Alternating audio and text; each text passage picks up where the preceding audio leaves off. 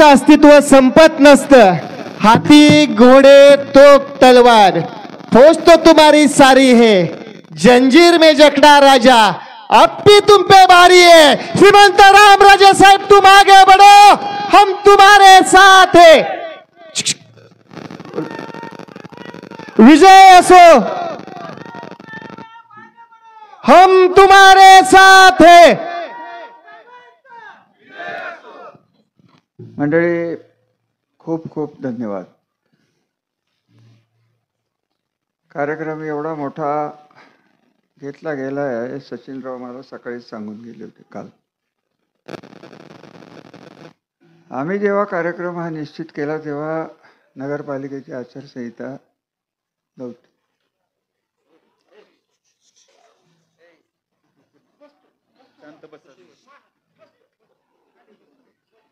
कुठेही बस पण बस.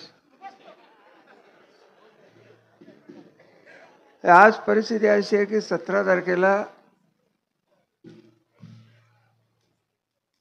फॉर्म भरायची शेवटची तारीख. बरीचशी कामं, उमेदवारी फायनल करणं, इतर काही थोडे उद्योग,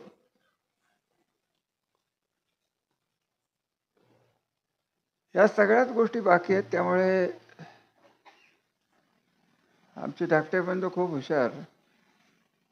मला म्हणाले तुम्ही जा तिकडं कुठं इब्बीला, मी थोडंसं काहीतरी काम करून येतो. ते आता सांगतात की मी येणारच नाही.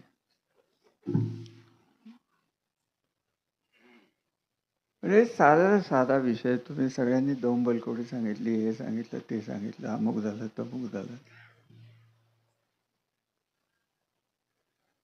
विशेष करून विरोधक जे नीरा देवगरचं पाणी मी आणलं म्हणतात. बापू तुमचं गाव कुठल्या लाभक्षेत्रात येऊ? पाणी कुठलं घेता? इकडे येऊन सांगा. सांगा. दोंबलकोडीच येते. आणि लाभक्षेत्र नीरा देवगर. अशी किती गाव आहेत सांगू का तू?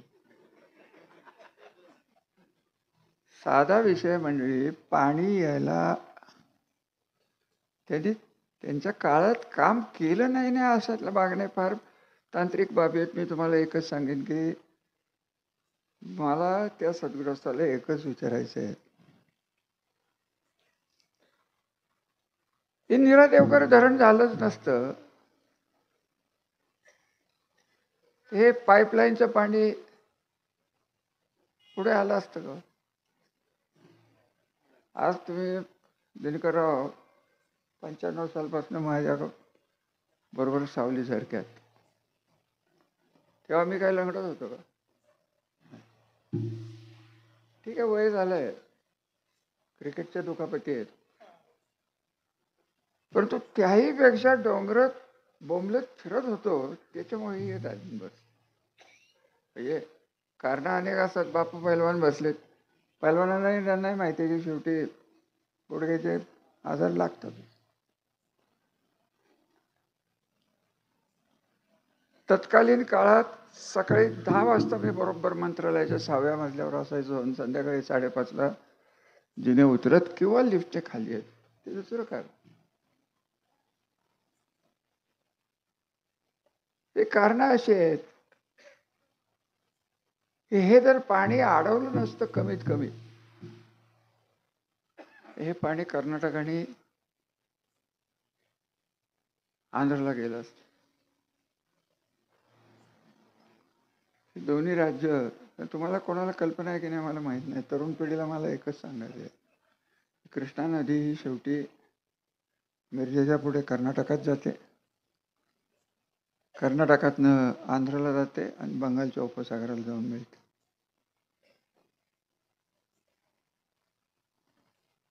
मी झालो 96 साली आमदार. 4 वर्ष होती. 31 मे 2000 रोजी जे पाणी अडवलं नसेल, जे पाण्याचा वापर झाला नसेल, जे पाणी तुमच्या शेतापर्यंत पोचलं नसेल, अशा पाण्याचा फेर नियोजन करायची या लवादात, कृष्णा लवाद.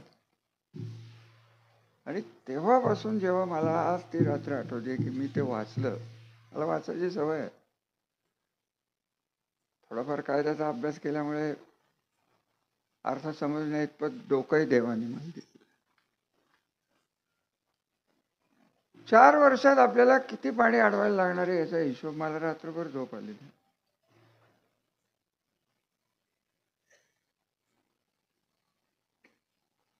आणि 96 साली मतं कशावर मागितले दिनकर पाण्यावर. मला अस्वस्थ करणारे विषय होते की जर आपण पाणी आणू शकलो नाही, आणायचा तर प्रश्न सोडूनच द्या, पाणी जर कर्नाटक आणि आंध्राला गेलं असतं तर आपण आपल्या लोकांना काय तोंड दाखवणार होतो. विश्वास ठेवला नाही कोणी हो. डोंबलकोडी अमुक इथंच कुठेतरी बाळासाहेब होते तेव्हा आप्पा आपले काय त्यांचं नाव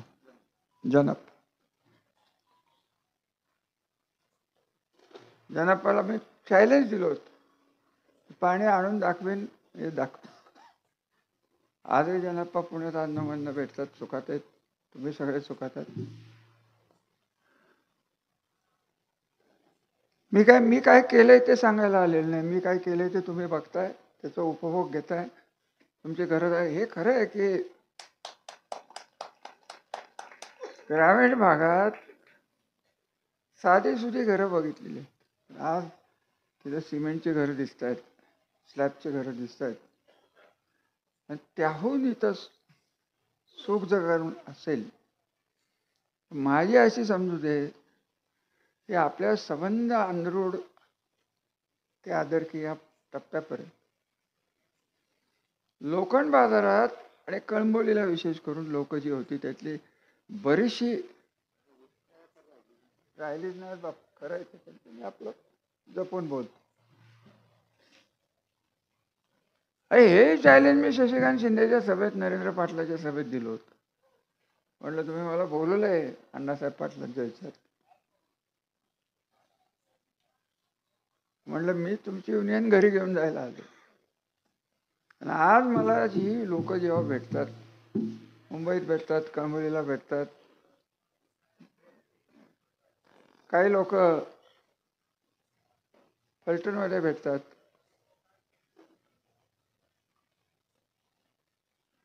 मी म्हणतो मुलं काय करतात.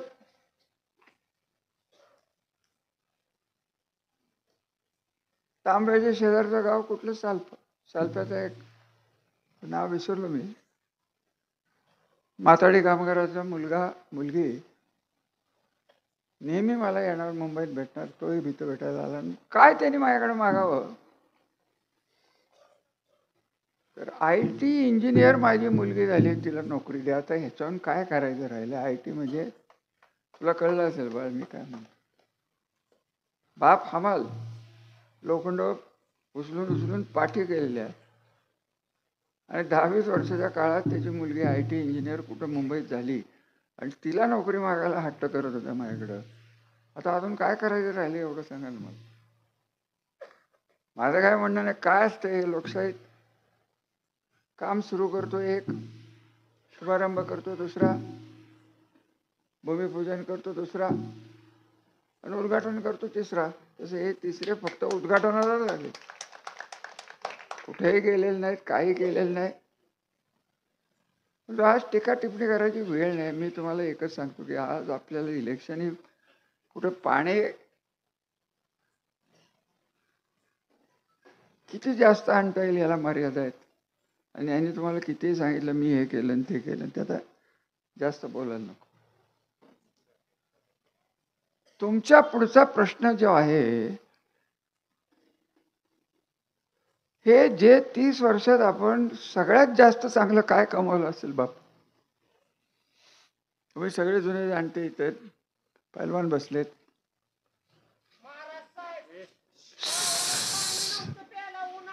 ए बाळा जरा गप्प. 30 वर्षात धरून झाला की मी काहीच केलं नाही. गावात कधी भांडणं लावली का? कधी पोलीस तुमची होत होती, आम्ही आमच्याकडे आलं तर आम्ही मिटवायचा प्रयत्न करत होतो दिनकर. आणि इथं काय चाललंय, आम्ही काय केलं हे विचारणाऱ्याला एकच उत्तर आहे की आम्ही गावागावात भांडणं लावली नाही, गडबाजी कमी केली. हीच विरुद्ध होती. त्याच्यातले चांगले कार्यकर्त्यांना यायची इच्छा घेतल्यानंतर आम्ही गेले, त्यांना सन्मान दिला, त्यांना पदं दिली. काहींना मिळाली, काहींना मिळाली नाही. सर्वसामान्य कार्यकर्त्यांचा आणि लोकांचा आम्ही कधी दुस्वास केलेला नाही. ते आमच्या रक्तात नाही, आमच्या घराची संस्कृती नाही. आणि इथं तुझं रेशनचं दुकान काढून घेतो, तुझं हे करतो, तुझं ते करतो, आणि त्यांना सामील कोण? मागाशी कोणतरी म्हणलं ते पोलीस हे त्यांचे घरगडी झाले. खरं आहे, अत्यंत खरं आहे. गावागावात ज्याला आपण प्रशासकीय दहशत म्हणतो, जी दहशत दादागिरी करून करणारी माणसं पोलिसाला हाताशी धरून तुम्हाला उचलून घेऊन फोन करतात. फोन कुठनं येतं? आता मास्टर माइंड कोण आहे तुम्ही कळता? सारखं जे त्या दिवशी चाललं होतं, मास्टर माइंड कोण आहे, मास्टर माइंड कोण आहे, आणि ह्याचा मास्टर माइंड कोण आहे ते सांग ना. डोंबलकवडीचं कौतुक तुम्ही केलं, तुमच्याही काय काय गावांचं मला कौतुक भयंकर वाटतं. विशेष करून बाणगंगा नदीच्या पुढची जी गावं आहेत, धरणाच्या पुढची, त्याच्यात आपण चोरून छपून का होईना बलकवडीचं पाणी आणत होतो. बरोबर आहे. 3 वर्षापूर्वीचा उन्हाळा असा होता की ह्या मास्टर माइंडच्या डोक्यात आलं की आपल्या कारखान्याचे टँक असतात ना, काय असतं बाळासाहेब, मळी का काय, हा मॉलेस, कुठं ओपाळव्याला नोकरीला आहे, लगेच बोलला म्हणून विचारतो, पगार बिगार मिळतो बाबा? ठीक, आंबट रासकर येतो. बर, अहो अख्खं पाण्याचं एक रोटेशन या सदुरस्ताने वाया घालवलं. काय केलं? पाणी सोडलं कुठनं? बलकवडीत. मला कळलं नाही, गावालाही कळलं नाही. होय, हे जे सगळं चाललेलं आहे ना, हे थांबवायची जादू आमच्याकडे राहिलेली नाही. आम्ही तुमच्याकडं आतापर्यंत ठामपणे उभे राहिलो, याच्या पुढे राहू, जीवात जीव आहे तोपर्यंत तुमच्या मागे राहू. अहो तुम्हीच घाबरायला लागला तर आम्हाला तरी कशाला पळत? पाणी गेलं, 10-20 गावाच्या विहिरी गेल्या, जाऊन या तिथं पाणी पिऊन बघा. आणि त्या भागातली माणसांना दिसत नाही. हे सगळं तुम्ही मुकाटपणे सहन करायला लागला. हे जे वैभव आलेलं आहे, हे जी शांतता इथं आलेली आहे, महिलांना असतील, मुलांना असतील, काय हे पोलिसांच्या नादाला लागायचे? हे पोलीस राज्य सुरू झालं. धरणाचं पाणी स्वतःच्या कारखान्यासाठी. आत्ता बाळासाहेब मला सांगत होते का आम्ही नीरा उजवा कालव्याला रोटेशन बंद आहे, तर आम्ही टँकरचं विहिरीचं पाणी घेतो, आणि इकडं असतं तर लगेच सोडून घेतलं. काय असं आहे, मी मंत्री होतो तुम्हाला सगळ्यांना माहिती आहे. माझ्याबरोबर पोलिसांची गाडी किती मागं असायची. आता जो कोणच नाही त्याला 2-1 पोलीसच्या गाड्या लागतात कशाला उभं. आताही आलोय एकटाच आलो. घाबरून तुम्ही मतं टाकणार असाल, ती नगर परिषद असेल, नाही तर जिल्हा परिषद असेल, तर हे 30 वर्षाचे कष्ट वाया जातीलच जातील. जे दिवस तुमच्या तालुक्याला, तुमच्या घरादाराला सुखाने शांततेने, आज मला आनंद वाटला. सरपंच मॅडम तुम्ही कुठल्या गावच्या? शिंदेवाडीच्या. आनंद. कोण दादा मामा? कोण? मला नाही माहिती. मला एकच चांगला आहे, त्याला ठेचणार नाही.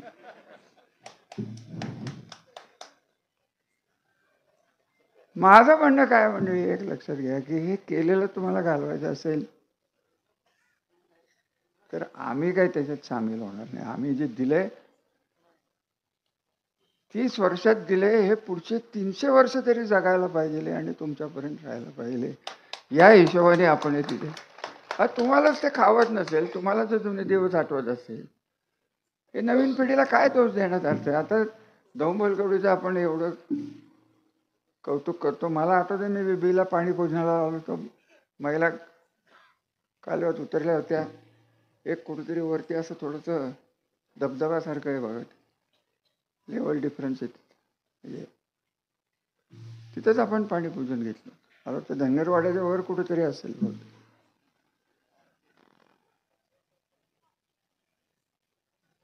हे घालवायचं असलं तर आम्ही काय करणार? आम्ही काय त्याला सामील होणार नाही. शेवटपर्यंत आम्ही टक्कर देणार.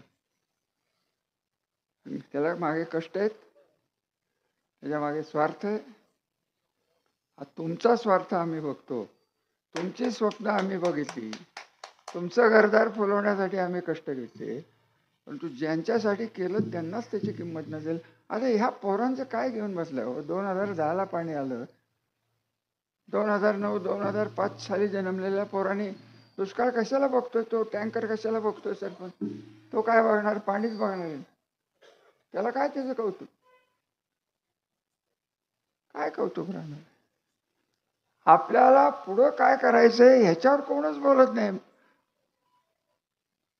मला जे करायचंय ते सालफ्याचे एका हमालांनी बघितलेलं जे स्वप्न आहे स्वतःच्या मुलासाठी आणि करून घेतलं मुलीसाठी, तुम्हाला कोणाला कळणार नाही, पण पोरं दिसतात त्यामुळे मला बोलल्याशिवाय राहत नाही. पुढचं जग हे फार वेगळं आहे. मी सोडून द्या हे सगळं. कृत्रिम बुद्धिमत्तेचं जग आहे आणि कृत्रिम बुद्धिमत्तेचा हब शिक्षण आपण सुरू केलेल्या इंजिनिअरिंग कॉलेजमध्ये आणायचं. त्यामुळे आमचं पाणी आमच्याबरोबर जाईल. हे शिकायला तर तुम्हाला पैसे घरात यायला लागले तर. तेव्हा तर काहीच नव्हतं. कोळपे, ते संतराम कोळपे त्याचं म्हणजे पुढचा विचार करणं ही काही चूक आहे का? राजकारण करणं सोपं आहे हो. काय मला काहीही गरज नव्हती तुमच्यापर्यंत पाणी आणायची, पण दर 5 वर्षांनी पाणी आणायचं, पाणी आणायचं, पाणी आणायचं, ऐकायचं. ह्यांचं काय चाललंय? आता हे आपण उद्घाटन केलं, हे गेले 1 वर्षभर आपण आणलेल्या कामाचे नारळ फोडणे, आपण आणलेल्या धरणाचे कालवे पुजणे, आपण आणलेल्या कारखान्याला कमिन्सला काय तर म्हणे टाळं लावतो का? तर म्हणे ते आमचे एक मोठे कार्यकर्ते आहेत, त्यांना कामं देतात आणि त्याच्यात रामराजे 10,000 रुपये खातात. अरे का 10,000 गरिबाचं खाण्याला? आता हे खरं बोलायला नाही पाहिजे मला. अरे दिनकर, वेळ आहे अजून तुम्हाला, सगळंच आत्ता बोलू का? तो काय मला सांगू नको, बोला का बोला. तिथं ठामपणे मतदानाच्या दिवशी सगळे उभा राहा, बघा हे सरळ होतंय की नाही. लाडक्या बहिणीन, भांडेकुंडीन, त्याला लावणारी कलई तर तुम्हाला महिलांना आता माहिती नसेल. मागं कलई असायची, कलई. अशा सगळ्या ह्या गोष्टी घडत गेलेल्या आहेत. म्हणलं तर 2 घास गरिबाच्या ताटात पडतायत, त्याचा आनंद आहे. आणि सावधगिरीची सूचना तुम्हाला एकच आहे, हे मी पहिल्या दिवसापासून सांगितलं की माझ्या हातनं कदाचित काम होणार नाही, माझ्या घराण्याच्या हातनं कधी काम होणार नाही, म्हणजे आम्ही दात धरून कोणाचं वाटोळं करणार नाही, केलंही नाही. परंतु आता वेळच अशी आली आहे, तर उत्तराला उत्तर द्यायला पाहिजे. कार्यकर्त्यांना पोलिसांच्या छळवणुकीतनं सोडायची वेळ आलेली आहे.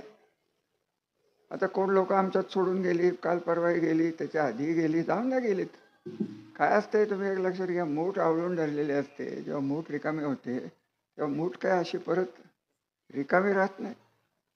आणि तेच झालेलं आहे, त्यांच्या लक्षात आलं नाही की जे गेले त्यांना वाटतं की आपल्या मागे सगळं आहे. तरुण पोरं कधी पुढे आले ते त्यांना कळलेलं नाही. ही पोरं, अरे मुझे बोलने दो.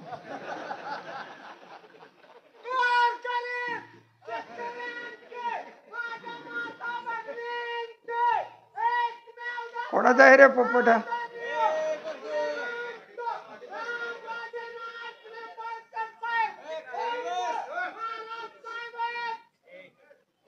बोलू का आता बाबा?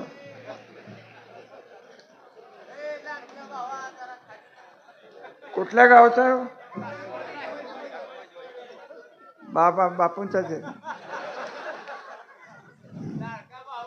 किंवा म्हणजे काय आता जास्त बोलत नाही. माझ्या तोंडात ते वाईट शब्द यायला लागतात. मला काय आज बोलायचं नाही. मी तुम्हाला सावधगिरीची एकच सूचना देतो आणि तुम्हाला एकच शब्द देतो. पाणी आणायचं ते आणले, कारखाने आणायचे ते आणले. टिकवायचं कसं आणि भविष्यात तरुण पिढीला जे आवश्यक आहे ते कसं आणायचं. विवाद जीव आहे तोपर्यंत आम्ही तुमचं भलंच बघणार. त्याच्या पुढे काय होईल ते तुमच्या हातात आहे. तुम्हाला जर त्यांचं पटत, मी आजकाल ठरवलेलं आहे बरं का, मिशा जास्त वाढवल्यावर भाग्य येतं का काय कळत नाही. त्यामुळे माझ्या मिशा मी वाढवायचा करू का धनंजय? करतो बाबा, तुझी जवळची ओळख आहे म्हणून विचार. जास्त काय बोलत नाही. तुझाही आभारी. आज ना म्हणूनच भेटत जा का बस. असली ती येडी भाडी आमची माणसं, दुसरी काय असणार. तेव्हा आता जातो जरा नगरपालिकेचं पॅनेल बघतो. बीपीच्या सर्वच कार्यकर्त्यांचं, इतर गावातनं आलेल्या सर्व नागरिकांना माझ्या शुभेच्छा, माझे धन्यवाद. आणि हा शब्द की फलटण तालुक्यातलं दहशतीचं राज्य, गटबाजीचं राजकारण, पोलिसांचं राज्य हे संपूर्णच मी दाखवेन एवढा शब्द देऊन मी जातो. धन्यवाद.